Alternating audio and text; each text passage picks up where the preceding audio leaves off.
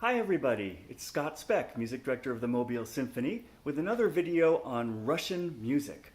Last time we heard a wonderful performance of Ruslan and Ludmila, the overture by Mikhail Glinka.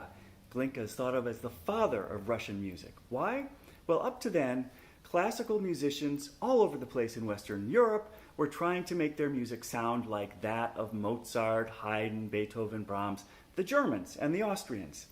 For the first time, Mikhail Glinka, in his operas, Life for the Tsar and Ruslan and Ludmila, not only decided that they wanted to use Russian themes and Russian ideas for their music, but also Russian tunes, Russian melodies. And in fact, the idea of having an entire long melody for a theme, rather than just four notes like ba-ba-ba-bum, that was something quite unusual in the world of classical music, and it was the Romantics, especially the nationalists, that made that happen by inserting folk music into their classical music. So after Glinka, Russian music became all the rage, and it was most enthusiastically propounded by a group called the Mighty Five, or just the Five, or sometimes the Mighty Handful. That Mighty Five started with just a Mighty Two, Mili Balakirev and Cesar Cui. Now, we don't hear as much about Balakirev and Cesar Cui as we do about the other two, but they formed a bond in 1856 or so, and that's when this movement of music really began. But by 1862, they were joined by three other composers who actually ended up being even more influential and whose music is even more well known. Alexander Borodin, who was 28 at the time, Modest Mussorgsky, who was, I'm going to say, 23, and Nikolai Rimsky-Korsakov, who was a young man of 18. Now, a lot of these composers did not spend their youth studying music like so many composers in Austria did, for example, or in Germany, or even in the conservatories of St. Petersburg and Moscow. These were composers from the provinces. They brought a more rustic sensibility, and they brought other abilities, because music, sometimes, they composed on the side.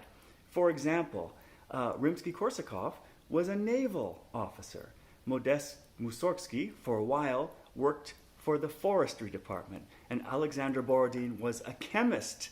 And these people wrote some of the most influential and important Russian music in history. I want to tell you especially about Modest Mussorgsky, because he's such an interesting character.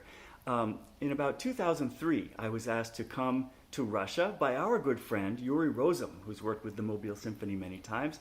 He invited me to Moscow to conduct for him there. And while I was there, I got to go to a fantastic museum called the Tretyakov Gallery. And there in that gallery is a portrait of the composer Modest Mussorgsky. And the way he looks in this picture is the way he sounds in his music.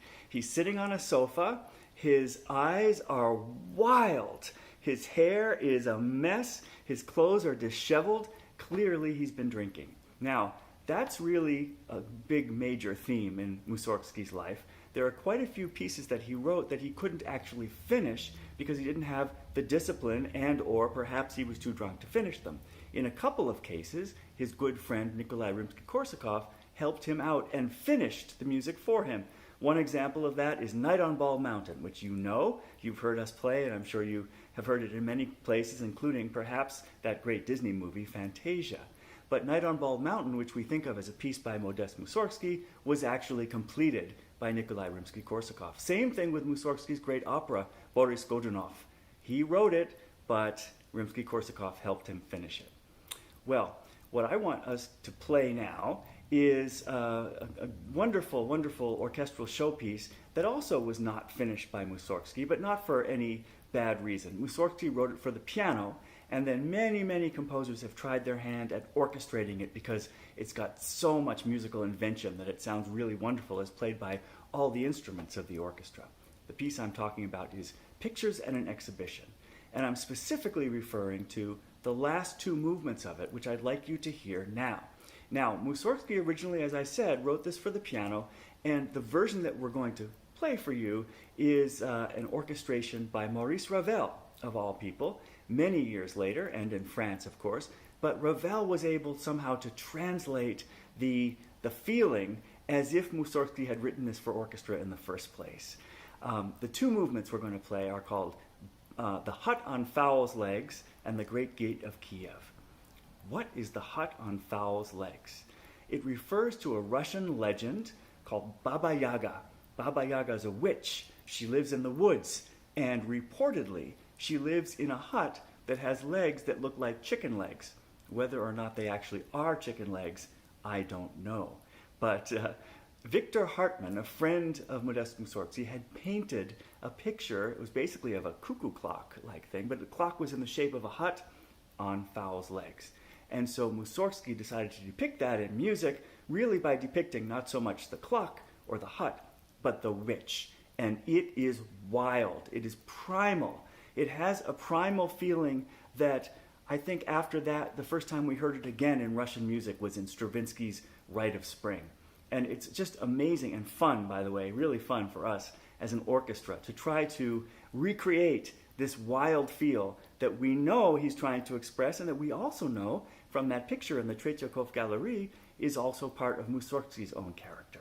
And this wild movement, the hut on Fowl's legs, then goes right into the finale of Pictures at an Exhibition, which is the Great Gate of Kiev, again based on a picture by Victor Hartmann, this time depicting an architectural rendering of a beautiful gate, which never did get built. And I actually think that the music is much better than the architecture. It's the most triumphant ending I know of a piece of Russian music. So let's hear that now in a performance by the Mobile Symphony. Here are the last two movements of Mussorgsky's Pictures at an Exhibition, The Hut on Fowl's Legs and The Great Gate of Kiev.